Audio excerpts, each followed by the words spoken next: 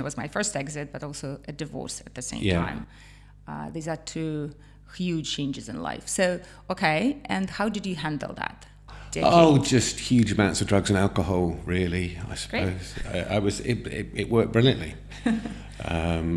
No, it was just lonely and horrible. It was what people don't tell you is when you build these businesses, you build your little world that makes sense to you, where you're respected, where you're, developing people and watching them grow. And it was a family.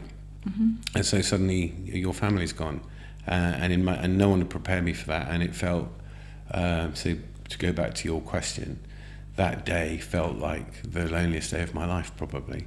And I would say I filled it with lots of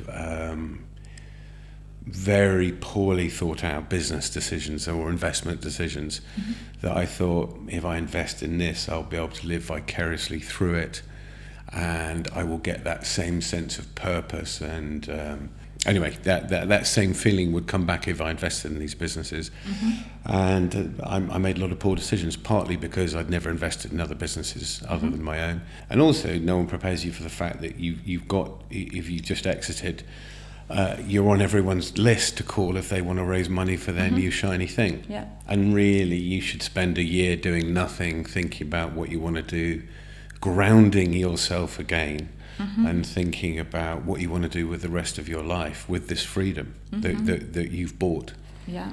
Do you need to go on working? Do you need to go on making money? Is it making you happy? Am I happy? All the kind of logical questions I didn't ask myself. Or maybe I did ask myself and I just thought, I'll do it again and then I'll be happy. I'll build a Google and then I'll be happy. Of course. And then now you look back at it and you see a lot of waste, right? Waste of money, waste of energy, waste of health in your case. And I wish I could talk to me in November 2008. I wish I could talk to myself then, knowing what I know now, and things would have turned out very differently. Let's do that. You're talking to me and I'm you back then. What would you tell me? I would say take a year, do absolutely nothing. I would say, Ben, we can talk all day long about whether you're an alcoholic, a drug addict, or whatever. Actually, that doesn't matter. What matters is it materially affecting my life and my happiness? Yes or no? If the answer is yes, you need to do a lot less of it, or probably none of it, and stop doing it. I can remember saying to myself, well, I'm not an alcoholic. I don't pick up a bottle of vodka at breakfast and have it with my Frosties, so I'm fine.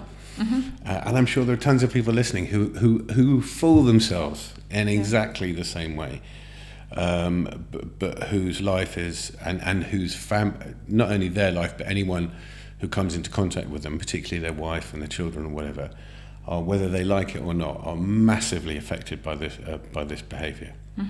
Even if you're doing a half decent job as a parent, you're miles away from being connected to the kids and being present. Miles away.